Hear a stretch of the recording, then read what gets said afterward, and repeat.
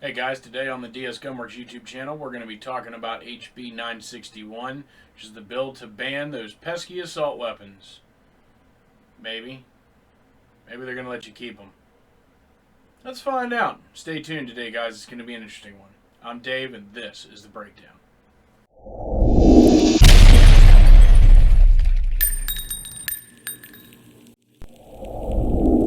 Question from the audience. Please define assault weapon. So the goal in my legislation was to distinguish hunting weapons, weapons used for self-defense, weapons used for sport shooting, from weapons that are the preferred weapons for mass shooters. And so what the bill does is it distinguishes basically the difference between guns that go like this. These are rifles. You use them to shoot an animal, and you can shoot very precisely with a rifle, an animal. These are the guns that hunters use. They go like this, and you look down the barrel, and you can shoot very precisely. You can have a scope. Those are the kinds of things that hunters like to use. Mass shooters don't like things that go like this, because what that means is someone can hit the rifle butt against their head. Deer don't do this. Elk don't do this. But humans trying to save their lives do this. It's very hard to shoot a lot of people fast that way. So the mass shooters use guns that go like this. All right? Pistol grips, things like that.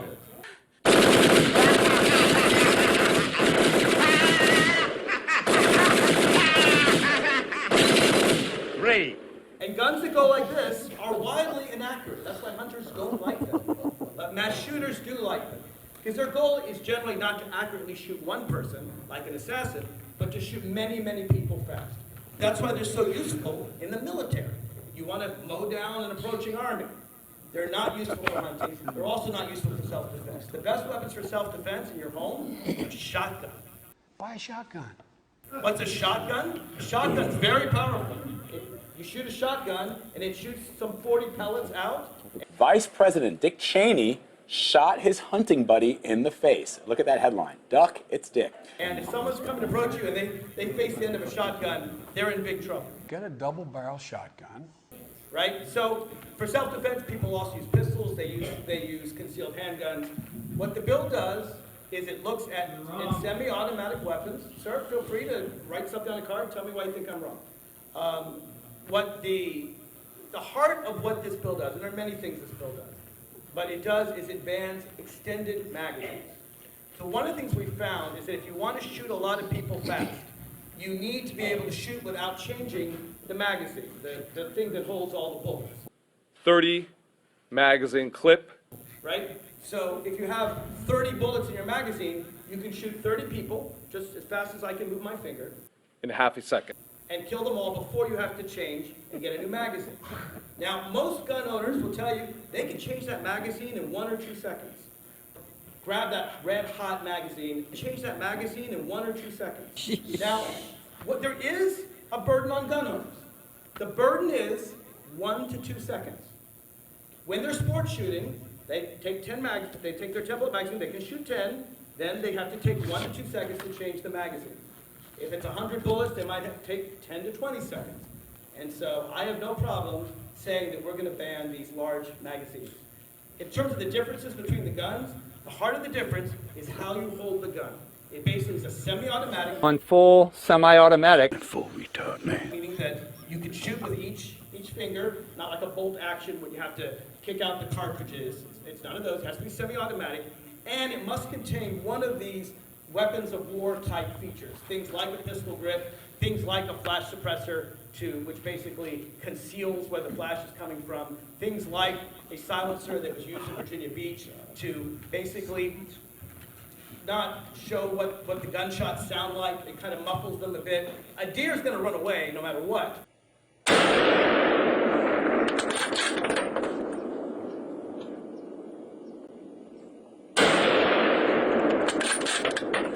But it's a human who may not understand that it's a gunshot when they hear a silencer, and indeed more people died at Virginia Beach that way.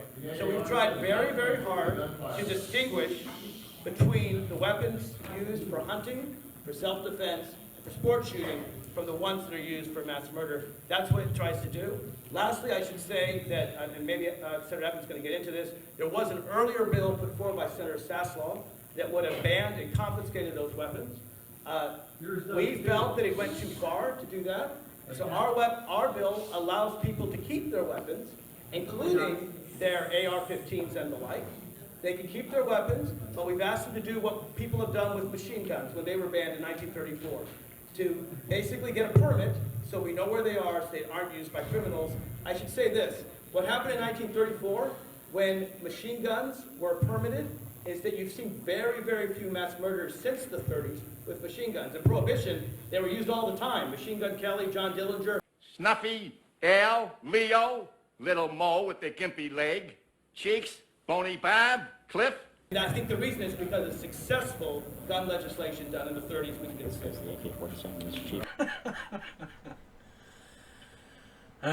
For those of you who don't know, that is Delegate Mark Levine.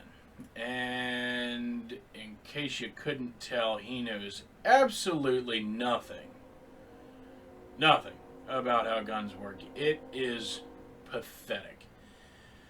The worst display of an example as to why anyone would write a law such as this, attempt to pass a law such as this, and why anyone should believe that following this law would do anybody any good. It's just terrible. So his law is HB 961, and it is a development from the previous bill, which was an outright ban on all of your personally owned property. Last I checked, they're not allowed to do that, but they're doing it anyway. What they're doing now is sort of the same thing. They have proposed an assault firearms ban. They're going to make up a list of characteristics. It's got military features, so that makes it a weapon of war, and they're going to tell you that it's a special type of assault weapon and you can't have that anymore. But there's a caveat to it, but we'll get to that. It also bans certain firearm magazines, anything over 10 rounds, because it only takes you 2 seconds to reload. You drop your mag, you replace your mag, you keep on shooting. Apparently in that amount of time, it's going to be enough for someone to grab your gun from you, grab your magazine from you. I don't understand how that works at all. The other thing it does is it bans silencers. I thought they were called suppressors in the firearms world. Again, I don't know what they're talking about. But it bans silencers, and their prime example for why they need to do that is because the shooter in Virginia Beach, which, by the way, was in a gun-free zone, allegedly used a suppressor on his handgun. Now, mind you, we have seen absolutely no proof of this, other than the fact that the news media has claimed over and over again that the shooter used a suppressor. And apparently people didn't run away while they were being shot at. Again, they don't know much about suppressors. Suppressors are not like the movies, guys. They still make quite a bit of noise.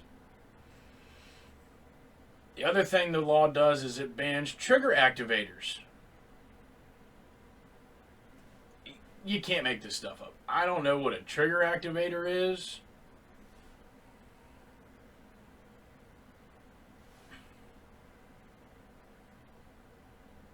They're going to take your fingers? I don't know. Maybe. It wouldn't surprise me if they wanted to. Jerry Mikulek, you better watch out, man. They're coming for yours first. So, possession of any of this kind of stuff, if the law gets passed and if it goes into effect, is going to be a Class 6 felony in Virginia, which is punishable by 1 to 5 years in prison or up to 12 months in jail and a $2,500 fine. Really? Who are you going to enforce that on? You ain't going to enforce it on the bad guys. And at the rate you guys are wanting to release criminals, why should anybody be worried about this law that you're putting into place? You're going to let them out the next day, and no one's going to face any jail time. And if they do, you're going to let them out anyway. They're going to have the right to vote, and they're going to vote Republicans back into office that should be there in the first place that aren't going to infringe on our rights. You people are absolutely ridiculous. They know absolutely nothing about what they're talking about. They really don't. And I don't know who they think they are to tell us, we the people, what we can and cannot own. They think because they're politicians, they're elected. What are you, my parent? And you're going to tell me what I can and can't have? I don't think so. I'm not 5 years old, man. We're all adults here. And we are all, 99.999% of us, capable of using these things responsibly and carefully and safely and not inflicting harm on ourselves or anybody else. They talk largely about this might reduce suicides and other bills. Well, the thing with that is a 10-round magazine ban is not going to make a difference on suicide prevention, because last time I checked, you only need one bullet to commit suicide with a gun. Unless you screw it up, in which case then you probably only need two. After then, you're probably going to give up. You probably should give up because you screwed up that bad. Someone's trying to send you a sign. You just shouldn't commit suicide. The fact that they want to tell people what kind of tool they can use, what firearm they can use in order to defend their gift of life. In a state where you're lucky if you make it out of the womb or out of the emergency room or out of labor and delivery for that matter, because they can abort you anytime they want. Past that point, you should be allowed to use whatever gun you want to defend yourself. It just doesn't... They don't understand that not everybody can use the same gun. Maybe some people can't use a handgun for whatever reason. Either way, it's not their decision to make on what gun I can and cannot use. And I should not have to articulate to anybody on what gun I want to use or need to use, because the Second Amendment says that I don't have to. It's plain and simple. That's it. You don't have the right to tell me or anybody else how, when, where, and what manner we can and cannot defend ourselves from a threat against our own lives. It's just that simple. And anyone who thinks that they do is a fool, because the Supreme Court has already ruled that law enforcement has absolutely no responsibility or obligation to protect you from an imminent threat of danger. If they want to, they can just run away. Well, all the kids at Stoneman Douglas were really depending on their police officer the day of that shooting, and he failed them miserably. He ran around outside like a rat on a string trying to figure out which way to go, and waited for the shooting to stop, and then we don't even know what happened to him after that. He got fired. That was about the extent of it. Full pension, last I heard, which is ridiculous.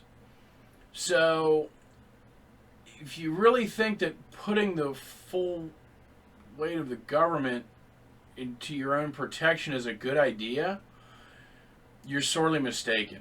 Because 99% of the time, the police are not going to be there in time to save you. What they are going to be there in time to do is take lots of pictures and write lengthy reports. And then some captain or commander is going to give a press briefing on how some mope came into your house and tried to rob you and shot you in the process, and they'll go out and look for him. But not to worry, guys. They'll be back out on the street the next day after they get caught, because that's how we do things now, apparently, in the state of Virginia. So they really need to figure things out for themselves and just make a decision on whose side are they on. Are they on the side of the bad guys, or are they on the side of the law-abiding citizens? And it's really starting to seem that they are on the side of the bad guys. So all that being said, the caveat to this law, this HB961, is they're not going to take your guns from you anymore. They're not going to come to your house and confiscate them. What they are going to do is They're going to make the law effective, and then they're going to give you until January 1st of 2021 to surrender your property, destroy your property, render it inoperable, move it out of state, or you can go and file for a special license with the Virginia State Police. Now, I don't remember if y'all remember what happened when Obamacare went into effect, but that went into effect and nobody could get on the website to get their health care. It kept crashing. It didn't work. There's an awful lot of gun owners in Virginia. So what do you think is going to happen when they all have to go online to apply for a license to keep the property that they already own? Should they choose to do it, personally I wouldn't, but should they choose to do it, the website's probably going to crash. So the next question you need to ask yourself is, are they going to care? Probably not, is what I'm going to go with. If you don't have your license by then, well, we're just going to come to your house and we're going to take your stuff. And there's nothing you can do about it. It's just absolutely asinine to me. The Crown is going to allow you to keep your property. Maybe you guys should feel lucky. Maybe you should be happy about that. I wouldn't. I wouldn't at all. You've got to ask yourself one question. Do I feel lucky? Well, do you, punk? So everybody really needs to remember what the Second Amendment was put in place for. It was not so that we could hunt. It was not to just defend ourselves from the invasion of a foreign government. It's to defend yourself from your own government should they choose to abuse you. It's also there so that you can defend yourself from anyone who is trying to do you any type of harm or kill you. Because, remember, murder is illegal, but apparently not illegal enough that they feel they can let the rest of us keep our guns. It's like they all just want their participation trophies because we're all in office now, and so we need to pass some gun laws so that we can get our participation trophy and we can feel good about ourselves that we tried to do something. Your law is not going to do anything but disarm good, law-abiding citizens in the state of Virginia. That's really all it's going to do. The bad guys are going to keep their guns. The good guys are going to get rid of their guns. And then the bad guys are going to know that it's open season on everybody else. So then you're just going to have a bunch of pirates running around, and the police aren't going to have time to enforce this law because they're going to be busy trying to stop people from breaking into other people's houses. But they're not going to have time to stop people from breaking into other people's houses because they're going to be stretched thin trying to enforce this dumb law. You know, for all the Trump supporters, or the never Trumpers out there, the Trump haters, you guys sure are pretty anxious to make sure that he's the only one that's got all the guns, because in case you forgot, the police, the military, they are the government. Trump's in charge of the government. He is the president. Yes, he's your president, whether you like it or not. He is. If you don't like him, why do you want him to be the only one that's got the guns? The purpose of having these things is should your government begin to seriously abuse you, you can rise up against them. The Second Amendment is the last fail-safe to guaranteeing your freedom from anything. From rape, from robbery, from pillaging pirates, whatever the case may be. That's what it's there for. And for anyone to try and violate that amendment is dangerous in more ways than just that. And for anyone who thinks it's just gun owners going, oh, it's my guns, don't take my guns. Guys, it's not just about that. The Second Amendment guarantees all of the other amendments. So if you think for 1 second that the First Amendment won't go right after the Second Amendment, you're a fool. Because if you missed it, the day after Lobby Day, the Democrats in Virginia introduced a bill that if you say mean things about the governor and they deem it to be a threat, could be anything really, if they're in charge, they do what they want, they can come to your house, they can arrest you, and they can throw you in jail because you made mean statements about the governor.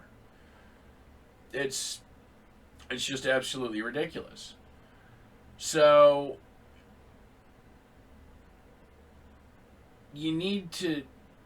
everybody needs to fight this.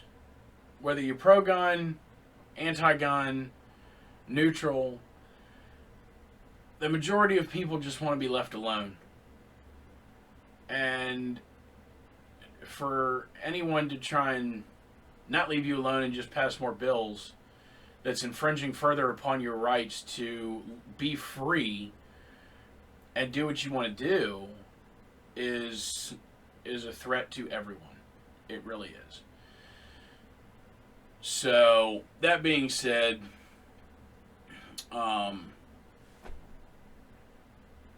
you know, we're not going to let this happen. We can't let this happen. Probably not all these bills are going to pass, but the ones that do pass, the damage will be done before the laws can be removed. And that's really the scary thing. And people in office, I should say, I don't think that they're fully taking into account what it's going to take to enforce this kind of law. You pass a law, people don't obey it, so then you have to enforce it. Enforcement's going to be going door to door to collect those firearms. For y'all up there in office that think the police are going to be 100% on your side, sorry. I don't really think that's the way that's going to go. You got to remember that it's a lot of people like us that go to the police academy and become police officers. They swore an oath to support, defend, and uphold the Constitution from all enemies, foreign and domestic. And right now, y'all are a domestic enemy because you're writing bills that infringe upon our right to keep and bear arms. And you can try and articulate all day long how it doesn't infringe on this, it doesn't infringe on that. Yes, it does. Because anything that I have to do outside of exercising my right as freely and as easily as I possibly can is an infringement. You're not allowed to do it. It is treasonous to do so.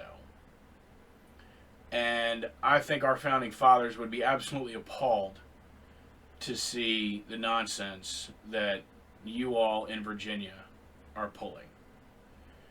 It is ridiculous, and you need to stop. You're going to cause a civil war in your state. No one's going to like that. It's not going to have a positive outcome. It's not going to have a happy ending. Like anyone who thinks it will is also a fool. It's just not going to end well for anyone. So, if you want to pass a law doing anything with firearms, pass a law that affects criminals that are already criminals, that are already doing illegal things. Not people who get up, go to work, pay their taxes, go home, eat dinner, go to bed, wake up and do it all again the next day, and just want to go throw some lead down range on a Saturday afternoon with their buddies. It's wrong to the core. Find another way, because you're going to do some irreparable damage that cannot be undone, and it ain't going to be good. Guys, that's all I have for you today. If you liked the video, hit the like button. If you didn't like the video, hit that thumbs down button. Don't forget to subscribe and hit that bell notification at the bottom of the screen, and we'll see you on the next one. Thanks.